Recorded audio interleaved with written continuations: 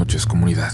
Sean bienvenidos al episodio de esta noche, un episodio que creo que puede quedarse con ustedes incluso después de que logren terminarlo.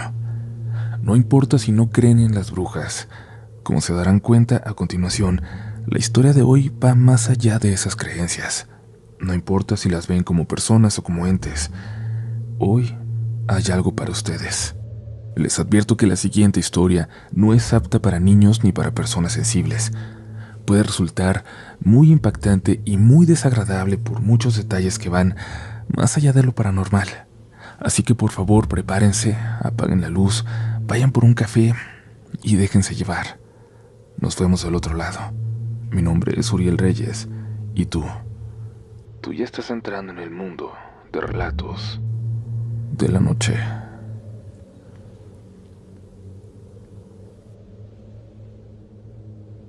Mi papá tenía ya un año viviendo en Carolina del Sur, en Estados Unidos, donde estaban sus hermanos, donde lo esperaban desde hacía muchos años. Él intentó mantenerse en el pueblo, en este país, con su llantera, su vulcanizador, así le dicen así, ahí al lado de la carretera hasta que ya casi nadie pasaba por aquí. Pero él intentó, se los juro, de muchas formas intentó, hasta que de verdad ya no llegaba nada. Hasta que en serio pasaban días sin un solo cliente y cuando le caía el dinero de alguna reparación sencilla, así como le caía, tenía que irlo a pagar a la tienda de doña Clarita, que siempre le fiaba para que pudiéramos comer. De mala cara, pero siempre le fiaba. Cuando decidió irse a vivir al otro lado, fue a prometerle a la señora que con el primer sueldo le iba a pagar las deudas, la de él y la que dejaron sus hermanos. Y es que mi papá siempre fue así, el tipo de persona que pagaba las deudas de los demás. Esa noche que se fue, recuerdo que no me quise despedir. En el fondo estaba muy enojada con él. Yo había salido a un paseo a la secundaria y llegamos a las 5. Mi papá me estaba esperando para irse en la casa, pero les llamé de la casa de una amiga para decirles que íbamos tarde, que llegaríamos un par de horas después. Y me fui a la casa hasta las 8, sabiendo que mi papá no me iba a poder esperar tanto, que para entonces ya se habría ido. Después empecé a sentir tristeza, remordimiento por no haber estado allí para desearle un buen viaje. Pero quería que supiera que en el fondo yo no estaba de acuerdo, y a mí y a mi hermana nadie nos preguntó. Mi hermana era 10 años menor que yo, así que menos le preguntaban. Lo extrañaba mucho, pero me olvidaba de eso estando con mis amigos. Mi mamá se la pasaba cuidando de mi hermana, que por una enfermedad en aquel tiempo no podía caminar mucho y dependía de que la asistiéramos todo el tiempo. Yo la cuidaba sobre todo temprano, pero en la noche ya era trabajo de mi mamá. Miren, entre tantas cosas que les voy a decir, les pido que si juzgan mi inmadurez, tomen en cuenta que era una adolescente odiosa y que yo también, al verme en recuerdos, me caigo muy mal. Es una versión de mí de la que no estoy orgullosa. Junto a Ceci, mi mejor amiga, siempre andábamos de vagas por todo el pueblo. Ella era muy bonita, por lo que éramos extremadamente populares. Yo por asociación, y nos invitaban a todos lados. Todos querían ser nuestros amigos, bueno, sus amigos, y por consiguiente míos también. Así empezamos a juntarnos mucho con Rodrigo y Fidel. Rodrigo era uno de los chicos más guapos que yo conocía, y Fidel sin duda el más simpático del pueblo, aunque algo pasadito de kilos. Me sorprendió cuando me di cuenta de que se acercaron a nosotros porque yo le gustaba a Rodrigo. Y así, también por asociación y sin querer, Ceci se fue clavando mucho con Fidel. Se enamoró por completo. Andábamos de arriba a abajo con ellos dos y con su grupito de amigos cuando nos invitaron a una fiesta. Lo interesante era que sería en una finca abandonada. De ese lugar se contaban muchas cosas. Se decía que sus habitantes habían dejado el lugar una noche, así sin más, sin avisar a nadie, sin dejar rastro ni señales de dónde se habían ido. Pero otra de las versiones decía que se los habían llevado los narcos, que algo debían. Así dice uno por acá cuando se quiere sentir seguro, cuando se prefiere pensar que cuando le pasan cosas a la gente es porque esa gente no es buena, porque seguramente tenían deudas pendientes o andaban metidos en malos pasos. Es más fácil pensar en eso que aceptar que todos estamos en peligro cuando se trata del crimen organizado. Fuimos los 4 a la fiesta, pero la vibra era muy pesada. El lugar ya de por sí se sentía extraño. De verdad, como si algo terrible hubiera pasado ahí. Pero también sentíamos como si algo nos observara, en todo momento. Como si hubiera algo ahí. Como si ese grupo de amigos no fuera precisamente el más confiable. Nosotros no estábamos tomando y supongo que por eso fuimos los únicos que lo notamos. Todos los demás parecían estar muy a gusto. Así que en cuanto pudimos nos fuimos. Y en ese momento, les juro que la vibra que habíamos sentido la atribuíamos a la violencia del lugar, no a nada paranormal. Pero tengo que aclarar que este pueblo, donde vivo, es conocido por 3 cosas. Porque todos se han ido yendo con el paso de los años. Porque la mitad terminan en el narco, por voluntad propia o a la fuerza. Y la tercera, la más importante quizás, somos conocidos por las brujas. Sin embargo, ellas no andan entre nosotros. No se mezclan con la gente de a pie, con la gente normal. Nuestras brujas viven allá en la sierra, en lugares a los que es muy difícil llegar. Y no porque no haya camino, sino porque solo los que ellas eligen lo pueden encontrar. De vez en cuando se ven camionetas de lujo, con gente muy importante, que se adentran por ahí en el cerro, y no dejan ni seña de por dónde se fueron. Las brujas de aquí nunca se dejan ver. Tanto que, cuando uno crece, piensa que son cuentos de la gente, de los grandes, de los adultos, nada más para asustarnos. Hasta que uno va creciendo, hasta que entiende. En ese entonces nosotros no habíamos entendido nada. Después de la fiesta era temprano y habíamos pedido permiso para llegar bastante tarde, así que alguien sugirió irnos a caminar al cementerio viejo. No más para ver qué veíamos, no más para jugar, y por supuesto que a esa edad sonaba muy emocionante. Y así tomamos camino hasta allá, a 2 kilómetros de la finca. Rodrigo apagó las luces mucho antes de llegar, y bien despacio llegamos rodando hasta la puerta. No más por si alguien andaba de vago por ahí también, que no nos fueran a ver llegar. Pero ahí ya no iba nadie. El cementerio era más viejo que el pueblo. Se había llenado hacía mucho tiempo, y la gente que se podría acordar de esos muertos, de los que se habían quedado ahí, ya se había muerto también hacía mucho. No había puerta, entramos caminando, y aunque se sentía raro estar ahí en la noche, la verdad es que no era tan aterrador como imaginábamos. Hasta que la vimos, una mujer que sin notarnos, caminaba con una bolsa de cuero a unos 40 metros de nosotros. Fidel nos juntó y nos habló muy despacio. Caminamos un poco para escondernos detrás de una tumba y verla desde ahí. «Hey, ¿saben quién es?», nos preguntó, sabiendo que no teníamos la respuesta. «Por primera vez están viendo a una bruja, de las de la sierra. Ya me había contado mi hermana que a veces bajan hasta acá por tierra de panteón, porque para eso no les sirve la suya». «¿La suya?», le pregunté. «Sí, la de su panteón. Nunca han subido hasta el panteón de brujas». De nueva cuenta todos lo vimos sin tener la menor idea de a qué se refería. «Ah, qué caray, pues ¿dónde viven? ¿Dónde se meten? ¿Qué historias se escuchan?». «Aquí adelantito, como a medio kilómetro nomás, está un panteón chiquitito, con unas cuantas tumbas nomás. En lugar de cruces tienen símbolos satánicos. Es un panteón de brujas. Ahí andan seguido ellas haciendo sus rituales, porque es un lugar muy poderoso, porque guarda los espíritus de las que se han muerto, porque ellas se quedan ahí. Pero cuando necesitan tierra de panteón, es decir, de camposanto, tienen que venir hasta acá, hasta este. Dicen que también se llevan pedazos de muertos cuando los necesitan». Ceci se empezó a reír. Tuvimos que callarla para que aquella mujer que ya se había alejado no nos fuera a oír. Pero Ceci se burlaba de Fidel, de sus cuentos. Le preguntó cuántos años creía que teníamos para andar creyendo en brujas. «Ah, ¿no me crees? ¿Piensas que nomás son cuentos? Vale. Vamos a seguirla». Te digo que yo sé a dónde se dirige.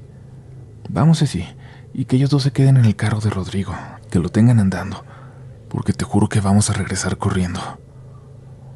Ceci aceptó sin pensarlo, pero yo dije que no pensaba esperar en el carro con Rodrigo. Nosotros también íbamos a ir, que queríamos ver. Hablé por los dos, aunque por su cara me di cuenta de que Rodrigo estaba algo asustado. Sé que hubiera preferido no ir. Después de lo que pasó, sé que lo hubiéramos preferido todos.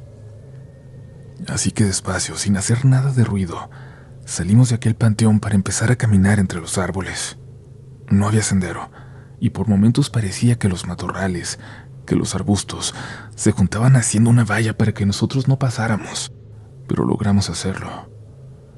No sé si solo caminamos esos 500 metros que había dicho, parecía mucho más, pero al mismo tiempo volteamos hacia atrás y a lo lejos veíamos las luces del pueblo, claritas, casi como si pudiéramos gritarles o hacerles señas para allá por ayuda. Así de cerca se veían, pero era nada más un efecto que se acentuaba por la niebla delgada que empezaba a cubrir el lugar. De pronto alguien, no sé si Rodrigo o Fidel, susurró que nos calláramos. Nos dijo que ahí estaban, que ya las podía ver. Todos pusimos atención.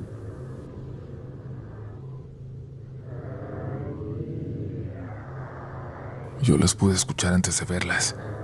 Frente a nosotros había un campo en la oscuridad, apenas del tamaño de un par de casas juntas.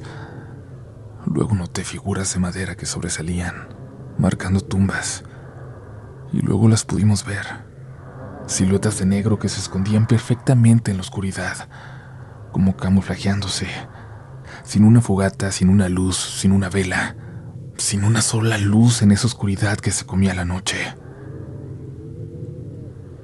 Fue sumamente extraño, como si hubiéramos caído en un trance que no nos dejaba correr, irnos, y las siluetas desaparecieron en un segundo con esos rezos, como si nunca hubieran estado ahí, como si fueran solo nuestra imaginación.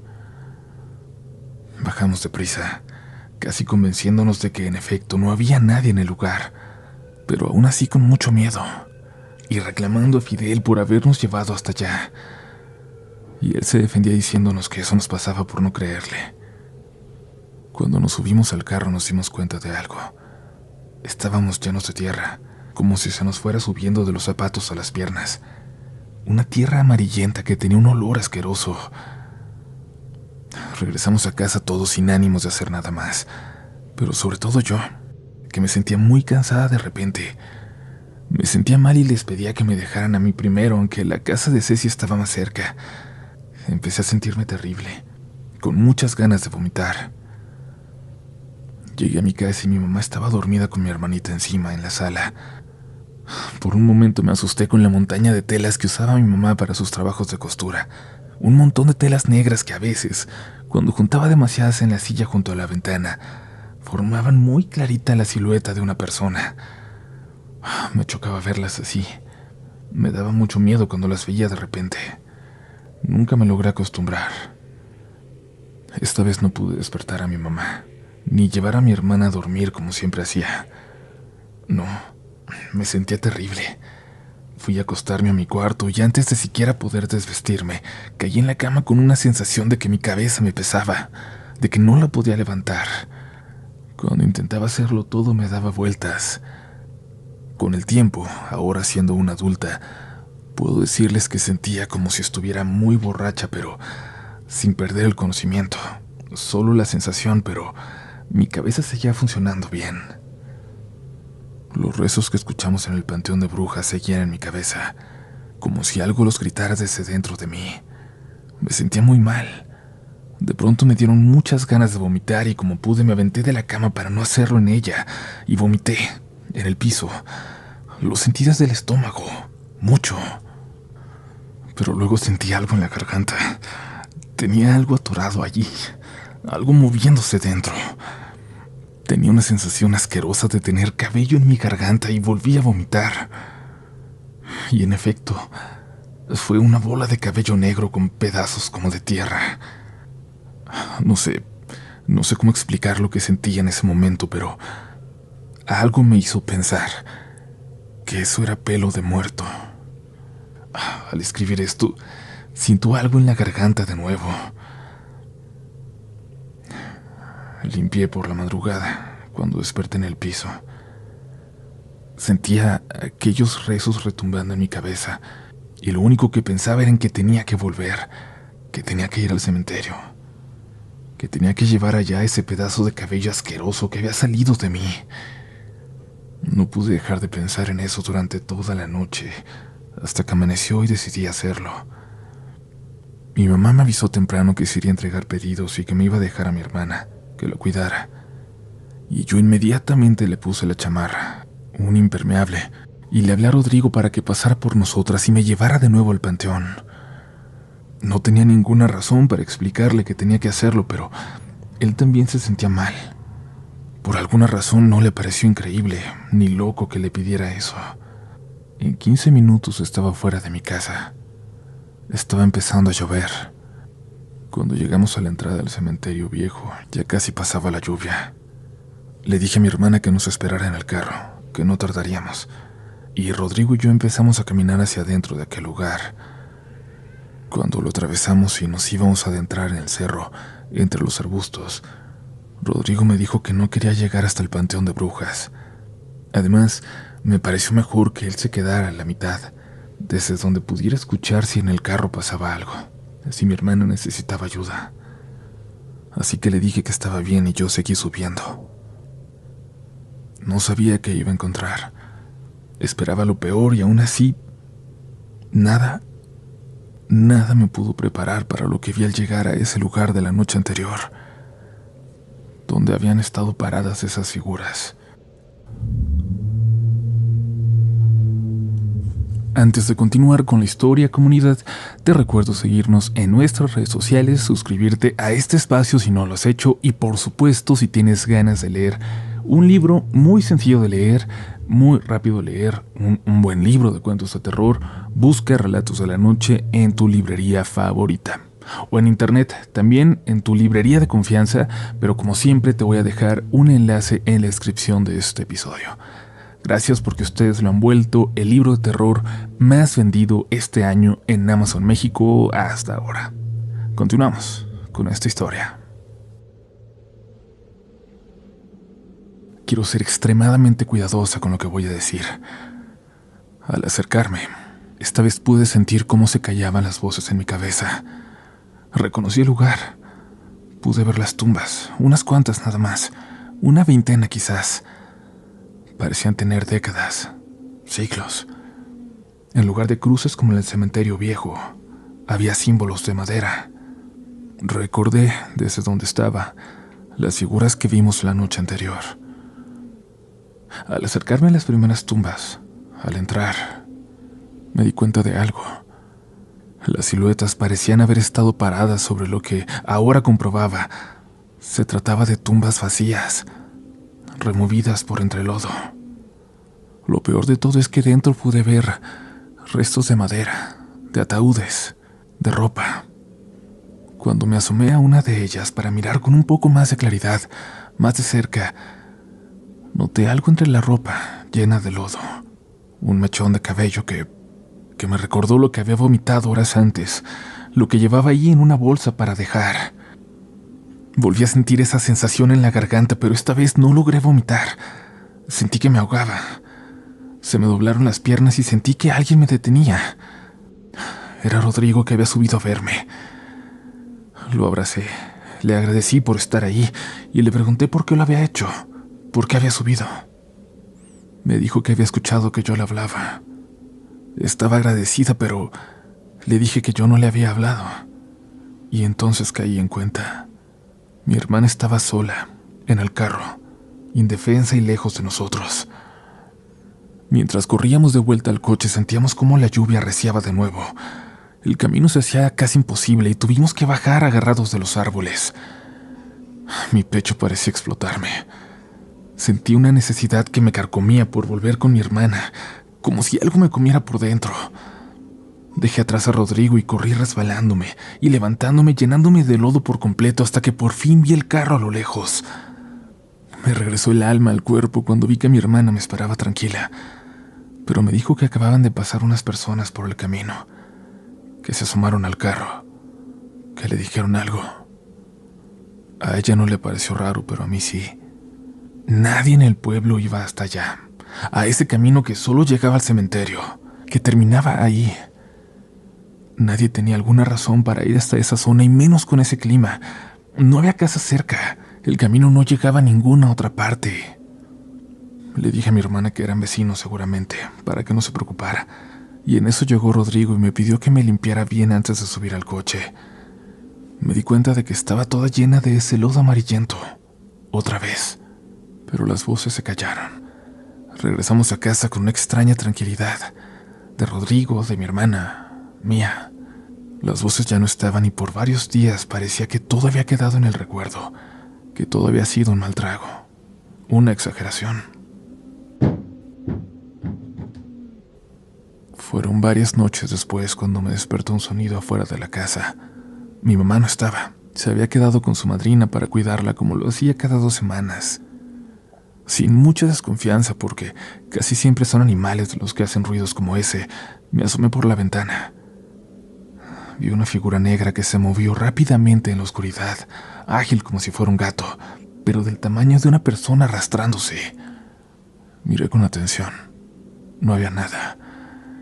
Iba a volver a dormir cuando escuché la puerta del cuarto de mi hermana abriéndose, y luego cómo ella caminaba con mucha dificultad por el pasillo para llegar a mi cuarto. Me levanté para ayudarla. Le pregunté qué ocurría, por qué se había levantado. «Hay gente fuera. Señoras». «¿Qué?», le pregunté muy confundida. «Hay unas señoras afuera. Vente a dormir conmigo». Me levanté con ella y me acerqué a la ventana. Simplemente la aseguré. Luego cerré bien la cortina, pero la incógnita no me dejaba. Volví a escuchar ruidos. Definitivamente, alguien andaba afuera, pero estaba muy oscuro. Aunque me asomara, difícilmente iba a ver algo. No, tengo que hacerlo o no voy a poder dormir por la duda de que anda caminando allá afuera, pensé. Y caminé despacio para afuera del cuarto. Me aseguré que las 2 puertas de la casa estuvieran bien cerradas, caminando lo más despacio que podía, tardando mucho en llegar de una a otra, sí, pero era la única forma de no hacer ningún ruido en ese piso de madera. Cuando estaba revisando la puerta de atrás, me asomé por la ventana. Había 2 figuras paradas en la oscuridad, 2 figuras que reconocía, que se veían igual. Exactamente igual a lo que vimos días antes en el Panteón de Brujas. Eran ellas. Lo supe en mi corazón. Me habían seguido. Estaban ahí afuera de mi casa. Pero no hicieron nada. No se acercaron. No desaparecieron por todo el tiempo que estuve ahí viéndose afuera, mirándolas. Me fui a dormir con mi hermana y pensé en otra cosa. Pensé en mi papá, en cómo lo extrañaba. Era la única forma de vencer el terror que me invadía para poder dormir. Pero esto ya no se detendría. La noche siguiente y la siguiente y la siguiente, ellas regresaban. Al menos en las siguientes noches ya estaba mi mamá en casa, pero a mí me seguía aterrando y no me atrevía a decirle a mi mamá. Sabía, conociendo su carácter, que lo primero que haría sería salir a gritarles, a reclamar a quien fuera que estuviera afuera, pensando que serían un intruso, pero nunca algo más. Y yo sabía que era muy peligroso, que ellas eran cuestión de vida o muerte. Así que le oculté esas visitas nocturnas. Solo le conté que había visto algo raro, un día que atravesé el cementerio. Le oculté a las figuras que caminaban alrededor de la casa, las que observaban por la ventana cuando no nos dábamos cuenta, las que en 2 ocasiones se acercaron hasta mi puerta para comprobar si estaba abierta, para comprobar si estaba dormida. Por instinto de protección, lo que sí hice fue empezar a dormir siempre con mi hermana. Al menos, ella sí podía hacerlo. Yo me despertaba 2 veces cada noche muerta de sed, a veces más, pero en una de ellas, mientras dejaba mi vaso de agua después de beber, Noté que la puerta de atrás se abrió, como si el viento hubiera vencido los seguros que teníamos. Me apresuré para cerrarla, pero noté entonces algo en el piso, frente a la puerta. Huellas. Huellas de tierra amarillenta de 2 pies descalzos. Recorrían todo el pasillo hasta llegar a mi cuarto, una puerta antes de llegar al de mi hermana, donde estaba durmiendo. La puerta de esa habitación estaba abierta, aunque yo la había dejado cerrada como siempre. Lo único que atiné a hacer fue caminar hasta la de mi hermana, aunque tenía que atravesar esa. Pasé por enfrente de la puerta, despacio, viendo hacia adentro, pero sin ganas de ver algo. Y por suerte no había nada ahí. Pero antes de que entrara en la habitación,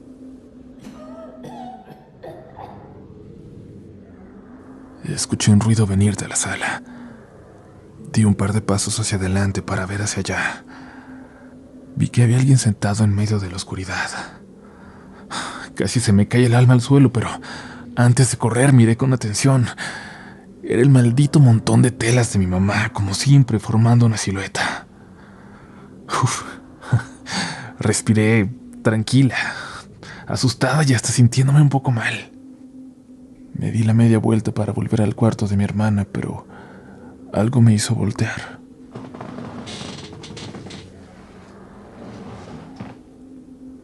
La figura sentada en la silla no era el montón de telas.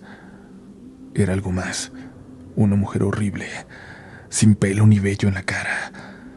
Aún sentada en la silla que me daba la espalda, pero torciendo su cara, su cuerpo, de una forma inhumana para mirar hacia mí.